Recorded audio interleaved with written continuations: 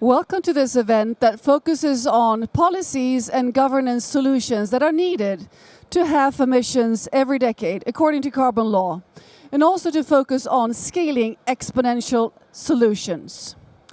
My name is Katarina Rolfsdotter Jansson. I am a moderator for this event, and I'm moderator for the We Don't Have Time broadcasts, and I'm also chair of the independent Swedish think tank Global Utmaning, which in English is Global Challenge.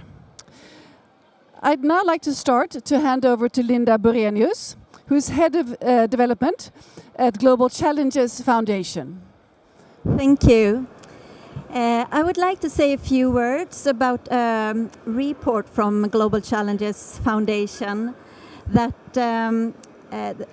governing our climate future is a name. You can find it on our website, and there we discuss how enhancements in governance architecture or reforms in governance architecture can contribute to implement effective climate policies.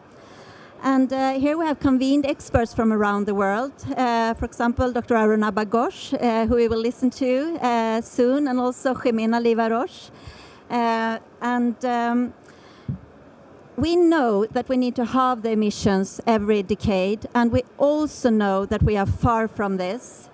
And here I would like to discuss three interrelated climate action gaps, where the first gap is that we already have technical and economical solutions. They already exist. We have worked here closely with the Exponential Roadmap Initiative, and they have identified 36 already existing solutions. For example, massive amounts of renewables. We know that we need to switch from a linear to a circular economy, to plant-based diets, etc., etc. But these solutions are not implemented in the pace and scale needed. And here we have a lot of obstacles. For example, obstacles that are related to financing, which Dr. Arunabha Ghosh will talk about a bit later, but also with lack of data or infrastructure, etc., etc., path dependence.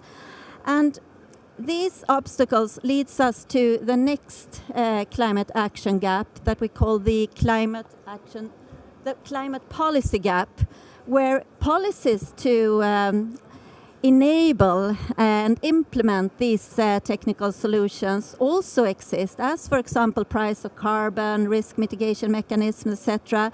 But they are not either implemented in the pace and scale needed.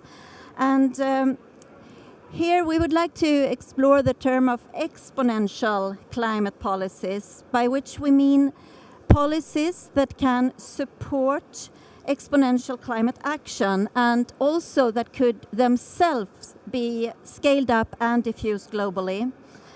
And the background is that adoption or diffusion of transformative innovations is often a non-linear process with positive and negative feedback loops. And here it's very important in policy design to also identify which are the tipping points that can create this exponential fast scaling that we need in order to reach the 1.5 degree target. So this has important implications for policy design. And then we have in this report from the Climate Governance Commission, we have the climate governance gap, where we today lack efficient and sufficient global governance architecture to implement these policies. So here we explore many different solutions, and I won't have time to say more about that now, but I recommend you to read that report. So thank you. Well, thank you very much, Linda. We will now move to a discussion, or more like an interview, with Dr. Arunabha Ghosh, who is CEO, Council on Energy, Environment and Water. Warm welcome here to join me on stage. Dr. Arunabha, terrific to have you here with us. Thank you, Katarina. We have prepared quite a lot of questions for you, and they're quite complex, so I might be needing to look in my script a bit just to get it right. All right, so bear with me. we just heard Linda describe potential bottlenecks in this transition. Well, first of all, she pointed out the difficulties in financial investments, and also specifically in the early phases of innovative technologies. And also when it comes to investments in renewable energy, she mentioned, and also specifically in developing countries that are perceived as politically risky. So the question is really, how can these obstacles be overcome? Well, first of all, we have to understand why we have these obstacles in the first place. The problem is not that the technology doesn't exist, except that 40% of the world's population living in emerging economies gets less than 15% of the world's energy investment. And 15% of the world's population in developed countries gets more than 40% of energy investment. So this is actually a violation of the basic laws of economics, that capital should flow from capital-rich countries to capital-poor regions. Instead, capital actually is circulating in capital-rich regions. Why is that happening? Because while developing countries are expected to put up targets for renewable energy, scaling up renewable energy, the money is still not flowing where the sun shines the most, which is between the tropics. And the reason it's not flowing is because they're considered risky places to invest. The risks could be political, it could be policy, it could be that the currencies will fluctuate, and we recognize that those risks exist. So what do we have to do? We have to de-risk the investments. And if we don't de-risk the investment, here's what happens. You get debt in the United States for 2%, you get debt in India at 10.5%, and you get debt at 14% in a Vietnam or a Sri Lanka. At that cost of finance, you're not going to be able to exponentially increase the deployment of the technologies that are already here. So we need a risk mitigation mechanism that is able to lower the cost of capital by pooling the risks across projects and across countries. Thank you for elaborating on risks. The next question is about climate mitigation. So much of it is focused on the need to decarbonize existing production in developed countries. And there is less discussion on focus on how to power economic development in developing countries without being dependent in this transition on fossil fuels. So in your view, how could we balance this debate? And what is ordered to shift the balance as a whole? Well, first of all, we have to recognize that emerging economies are already demonstrating a leapfrog to cleaner electricity. More than 60% of new electricity demand that's driven by emerging markets outside of China are showing a trend of peaking or plateauing in terms of use of fossil fuels in that electricity generation. So then what needs to happen is, rather than a choice between development versus sustainability, what is needed is to provide them the resources to continue on the trajectory that they already are on. To do that, we have to bring the energy transition closer to people. It's one thing to make announcements at climate negotiations. It's another to understand how does a farmer in Tanzania get access to clean energy that allows that farmer to be able to use groundwater more efficiently, process their crop more efficiently. And this is actually not just a bottom of the pyramid story. This is a huge investment opportunity. In India, using clean energy in distributed generation for livelihood activities in rural areas is a $53 billion market. In sub-Saharan Africa, it is a $12 billion market. And yet, there is no financing for these startups that are using clean energy to drive livelihoods. So what we've proposed as part of that Global Challenges Foundation report is a Powering Livelihoods Globally initiative that brings capital from the large investors into the smaller platforms for these rural workers across the developing world, who then see that not only can they be part of the solution, but are empowered to be those agents of change. Thank you. What could be done in terms of governance mechanisms when we talk about this? And also, we need to facilitate the risk mitigation. We also need to talk about exponential climate finance, like you've just described. What actors are we missing in the playing field? What actors can be engaged in this? The actors are all there, they're just not seated around the same table. Let's look at the multilateral development banks. They are structured to deliver money on a country-by-country basis. Now, on a country-by-country financing means you can't pool risks across countries. If I took fire insurance for my home next to another home, which is also exposed to the same fire hazard, our premiums will be much higher than if I took fire insurance along with a home that has no fire hazard, but perhaps has a flood risk. The whole principle of insurance comes from pooling different kinds of risks. We don't do that for the purposes of climate action. So we need to reform the governance of multilateral development banks to look at pan-country or cross-country risk mitigation. One more thing that we need to do is to be able to create the warehousing and aggregation facilities that channel or funnel large institutional capital into smaller projects. And that platform is missing, that breaks the information barrier between these millions of opportunities on the ground and the pension funds and the sovereign wealth funds sitting up there saying it's high transaction cost for me to give money to million projects. And that absence of aggregating facilities or the warehousing facilities is a challenge. Finally, I think we have to look beyond the developed versus developing country divide in climate negotiations and ask ourselves, are the largest demanders of institutional capital in the developing world and the largest suppliers of institutional capital in the developed world sitting around the same table? They will not sit around the same table in climate negotiations, but once the road to COP26 is done, can we develop a road through COP26 for a different kind of financial and governance innovation? And yesterday was Finance Day. Day before. Yes, the day before yesterday. So what are your reflections on, from your perspective, what came out of that day? My reflection is the same. We are making announcements we now need to deliver. Somehow we managed to find $16 trillion for post-pandemic recovery. We're still struggling to find $100 billion that was meant to be delivered last year. The money is there, and money is not going to find its own way. You need agents that can transmit the money from one place to another. And we need to make sure that the agents are sitting across the table and listening to those who have the opportunity, who are demonstrating the policy targets, but are not getting the money at the cost that would make it viable. So we need a more literate conversation on finance rather than just a rhetorical one. Well, thank you very much, Dr. Arunabha Ghosh. And please take a seat, and we'll invite Johan Falk from Exponential Roadmap Initiative up on stage. Thank you, Katrina. Thank you so much.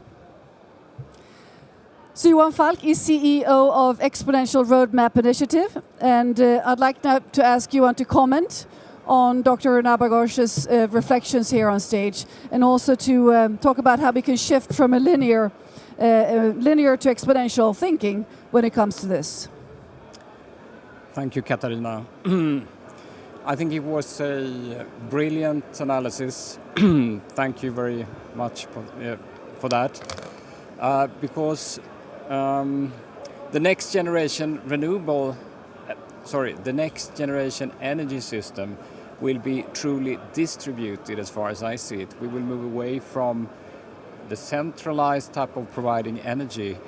So the decentralization will be so incredibly important. And untapping, as you said, the risk mitigation, untapping the opportunities to get true exponential scaling will be the key. We haven't seen that yet, but as you indicated, it seems like a lot of the tools actually exist to be able to achieve that. And I also assume that the developing regions have the opportunity to leapfrog the fossil economy, so it could be turned into an advantage for all these regions. Thank you very much, Johan Falk. Thank you. It's now time to introduce some more new experts on the stage. Tomer Shalit, please join me. Tomer Shalit is founder and CPO of Climate View, And I'd also like to introduce from Nordea, Veronica Palmgren, who is replacing Stefan Henningsson today. And Veronica is head of ESG analysis at Nordea. So please join me here on stage. I'd like to start with you, Veronica. The discussion on climate finance is often focused on withdrawing capital and withdrawing capital from fossil industry.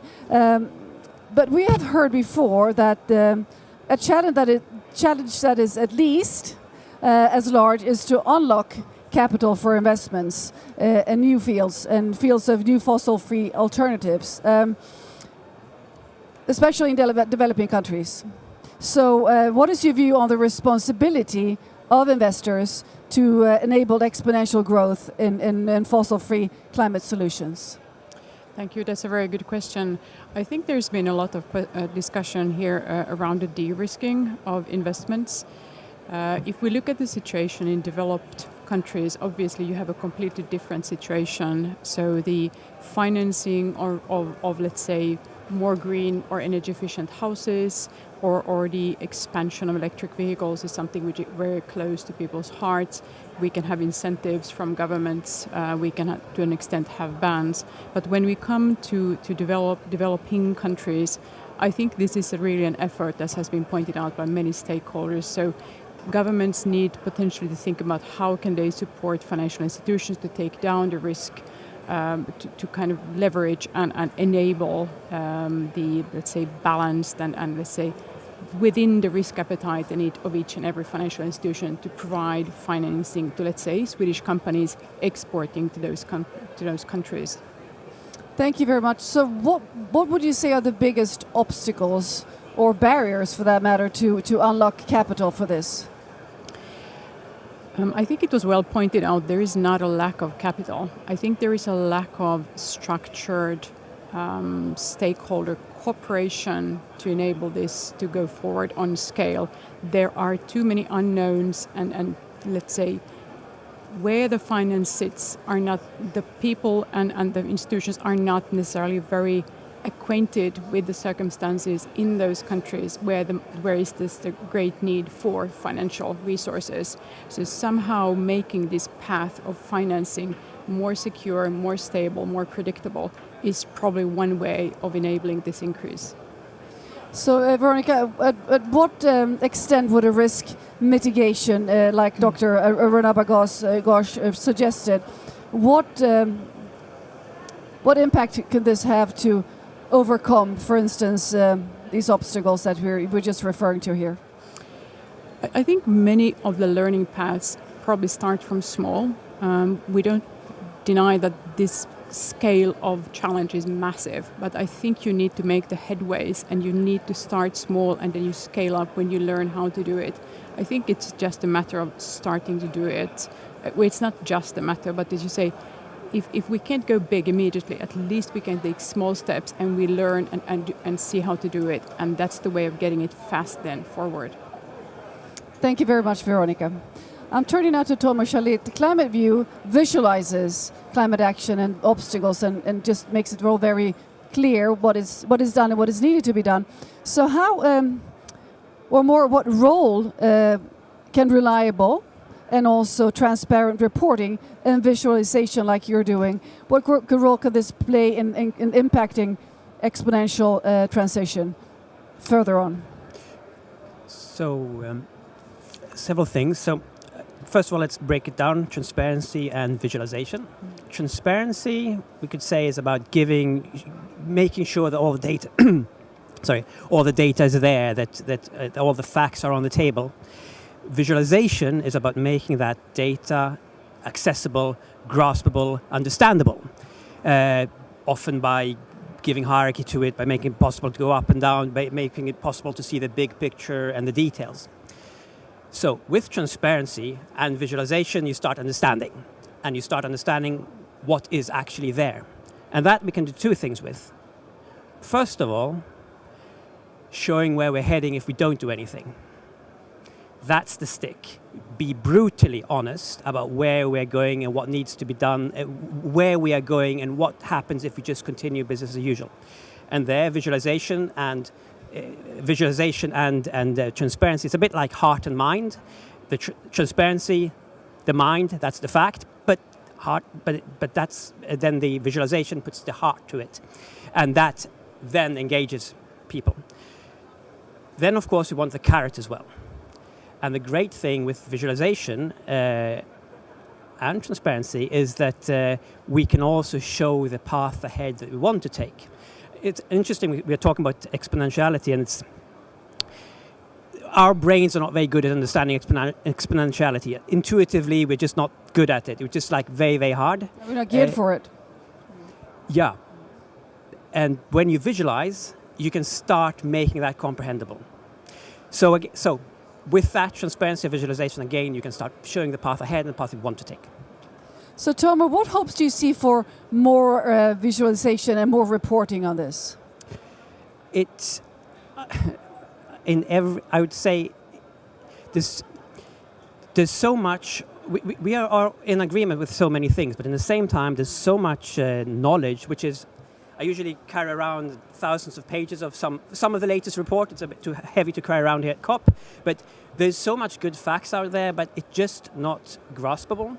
So my hopes is that we become better and better at transparent. That means clear, structured data with a clear taxonomy and ontology, but that by itself is not enough. Then the visualization to make it graspable, and at all levels, we want that to happen. And that's a way to always make sure we have the chain of reasoning where it goes wrong, and chain of reasoning of what we can do. So my hope would be that we get better at it at all levels. Thank you very much. Veronica, your take on the importance of transparency and reporting. It's enormously important. I don't think any financer likes the unknown. It's an absolute must, and I think that's. If I would have two things from this conference, one is the public-private partnership, if you will. The other thing is data and transparency. So we have seen like the IFRS coming out with a new sustainability disclosure standards. The transparency and the data and the accuracy of the data is absolutely everything. Thank you very much. And what is both of you, what is your take on Dr. Runut Arunava's presentation on exponential climate finance, and also what support or pressure is needed to make this happen? Would you like to answer this first, Tomer? Well, one very clear example, we talked about solar and the difference, the capital cost, the interest rate makes. And it's so clear, that's a visualization I've actually played with, is the difference. I live in northern Sweden, and I have solar cells on my roof, and they are actually profitable, and as profitable as solar cells in Rio, and that's because my interest rate is about 1.5% on them. And being able to have that visualization and just pull that bar and just like, here's interest rate, and just see how these exponential figures actually change that ROI, the return of investment equation, intuitively talks to heart and mind straight away. So, Tomer, I'm just going to stay with you for a bit. In terms of support or pressure, what is needed to make this even happening quicker, as referring to Dr. Runuba's suggestion in terms of policies, regulations, etc.? Well, I will always be talking from my perspective will always be transparency and visualization, in the sense that, again, there's so much out there, there's so much fact and knowledge, we know these things, so how do you connect heart and mind to people to make those decisions? And that is a bit of carrot and a bit of stick. And of course, we also have different perspectives from different parts of the world. But from your perspective, as I understand it, transparency and visualization is crucial. I think it just goes back to very basic human psychology, cognition. It's how our brains work. We are not always as smart as human beings as we think. We need different tools to help us do that. And I think, I think it's a way. It's a way to really help us, but it's scary. It's sometimes when it's so easy to hide behind lots of data, and sometimes I feel that transparency, or very often transparency, is used as a something to hide behind. Say it's transparent, and sometimes the transparency is extremely unpleasant, I'm not, and we don't always have the answer. I'm talking about a carrot and stick. I know many situations, I have no idea what carrot it is, and honestly, I just feel personally, I sometimes want to hide from those situations. Oh, it's positive, but it isn't always there. And I've seen you, I've had the pleasure of having you on stage when you rolled out the big climate view sheets. And it is sort of an epiphany to really see it all visually, what is not really on the table, but it should be on the table. So thank you very much, Tomer Shalit. Thank you. Veronica, from your perspective, what is needed in terms of policies from whom? Yeah, I think if we want the future we know we should aim for, we need to get these things going. I think Al Gore, had the pleasure of listening to just some minutes ago, put it very well. If we just have the spectrum and the lens on climate change, we will miss out on a lot of things. So we need a very broad transfer of infrastructure and policies and kind of enablers rolled out across all nations in need of development. And so I think now we really need to get the acts together to figure out where are the obstacles, and we need to tackle them really, really fast. There is this about de-risking. Who is supposed to de-risk? I think it is for the multinational development banks, it is for the policymakers and regulators to make this happen. And then the private sector can feel a bit more safe to make the investments because the money is there. The coronavirus situation has shown that. Well, thank you very much, Veronica from Nordea and Tomer Shalit from Climate View. Thank you for joining us. Thank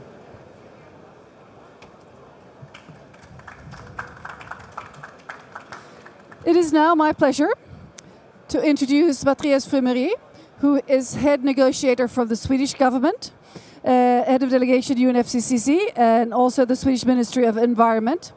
And he will be joined by Jimena Leiva Roche, who's head of Peace and Sustainable Development, International Peace Institute, and who is Guatemala's former lead negotiator for the Paris Agreement.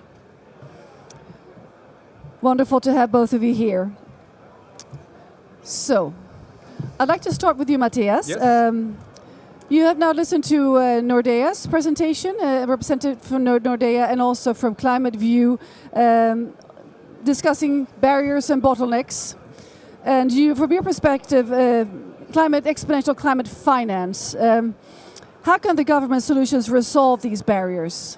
And also, we've talked about how they can support the implementation of the exponential policies that is needed. I mean, from your perspective as a head negotiator, what can happen here? Who can facilitate what?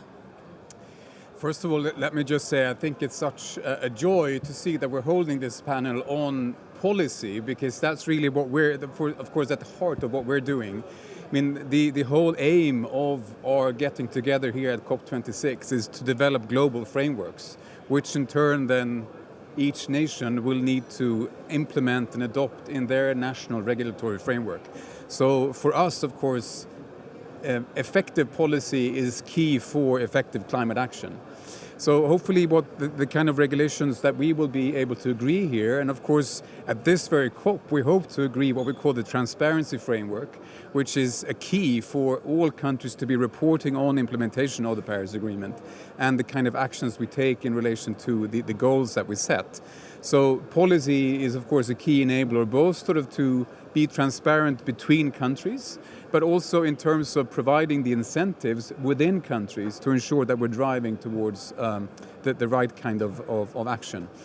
Also, let me just make another reference to a report I was honored to be able to present just a couple of days ago, which we've been working on within the UNFCCC process on the determination of needs of developing countries in implementing the Paris Agreement. We made an overview of the various numbers of reports which countries are obliged to report to provide to the UNFCCC in terms of implementing both the Climate Convention and the Paris Agreement. And it's clear that there are a number of challenges when it comes to capacities in developing countries predominantly in terms of completing these kinds of reports. So I think what Tomer was alluding to, sort of, and you yourself in visualizing the kind of data we need to be able to drive effective action is really one of is an important input to the kind of policies that we need to design, and also how we then can be supporting developing countries in developing these kind of policies that we all need in order to drive the effective action. Matthias Frumeri, what are your reflections after having listened to Dr. Gosh and his suggestions and what he works with? Well, I fully agree that I think the finance is available. What we need to make sure is that there are policies in place which then would attract this kind of finance that we need. We often highlight from a Swedish perspective is getting the basics right in terms of ensuring that you have a national climate policy which is then mainstreamed in, for example, your budget process, within your legislative process, which in turn then would facilitate national resource mobilization, and also in your dialogue then with donors, for example, if you are a developing country, that you can make then highlight the kind of priorities you have in order to access the finance you need. And be that finance from either official sources or the wider spectrum of financial actors who would be willing to invest, I think also based on the kind of policies which are in place and ensuring that kind of stability, which I would assume that investors would often be looking for. Thank you very much. I'm turning now to Jimena. You've analyzed a number of existing multi-state and also multi-stakeholder climate initiatives. What would you say are the key success factors and for an initiative of the kind that Dr. Gosh has described? What role could it play, and also what should you think about in designing it? Thank you. And thank you for the question. Before I address that question, I just want to comment on what was said on finance. It's true that finance may be available, but for the Maldives, Guatemala, and Dominican Republic, it's not available. It's a pocket that is simply not accessible. And so I think that Arunaba's proposal is actually how we make this type of finance a little bit more accessible. So it's a step in the right direction in the accumulation, that you have to accumulate a number of bankable projects at a smaller scale to be able to access. But just to be very clear, that I would say the outcome of this COP depends a lot on clarifying that the finance is still not there for the vast majority of the developing world.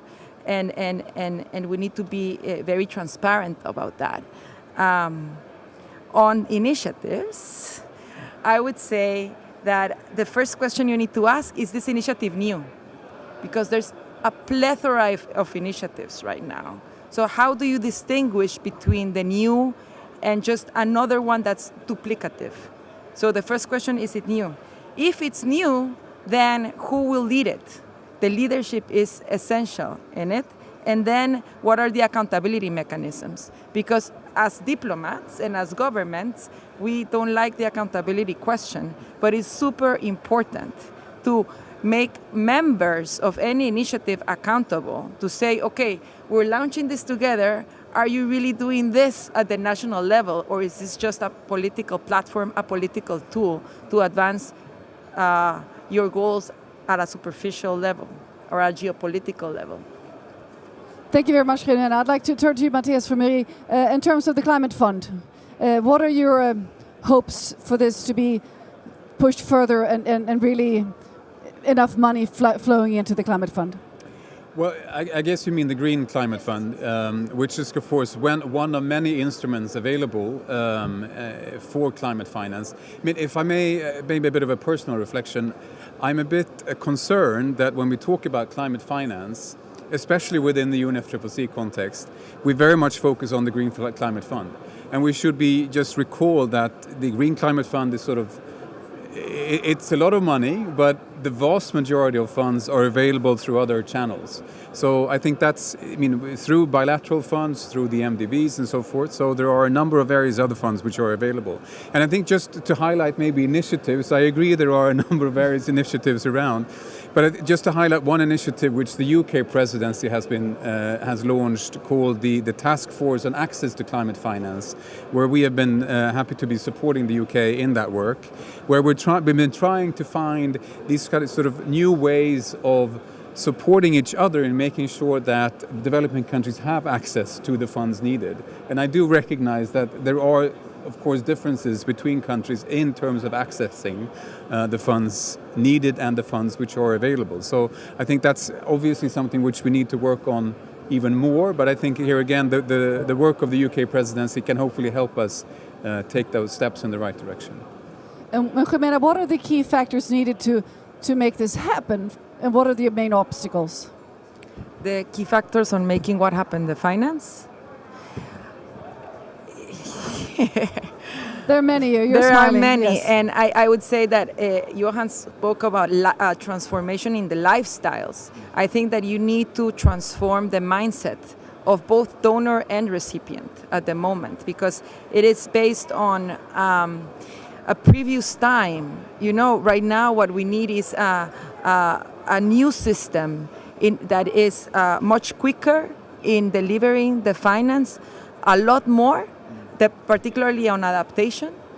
And thirdly, that it has to be empowering at the local level, because right now, if you're a small developing country, most of the funding that you get after a year or two goes to foreign advisors, and it doesn't stay at the local level. It doesn't build capacity, nor empowers the local communities on how to support and strengthen adaptation measures. So the whole financial system needs to be transformed in order for us to really deliver at the local levels. And then we're back to the question of transparency again. Correct. So how do we increase the transparency? Matthias, those are big, difficult questions. And of course, Matthias Tomer touched on it on the Climate View instrument. But as a whole, if I might reframe my question, is transparency in this topic discussed much from your perspective as a delegate here at the COP? Yes, I mean, especially now at this COP when we are trying to finalize the transparency framework, so it is definitely a key component. And I think just to make a reference to, I think something the Swedish development minister said a couple of months ago, when he sort of put it that we have 10 years or 9 years now to cut emissions in half, and we have 9 years to accomplish the SDGs. So the urgency of climate action could potentially also be sort of a lever for us to achieve the SDGs in a more general sense. So hopefully we can have that sort of joint up approach by combining climate action, development action, and including, of course, sort of a transparent implementation of both the Paris Agreement and the 2030 Agenda to bring forward the kind of wider development gains that we would all want to see globally. Yes, please, Jimena. On transparency, now that I had a moment, for example, we agreed that we would have 100 billion per year, right?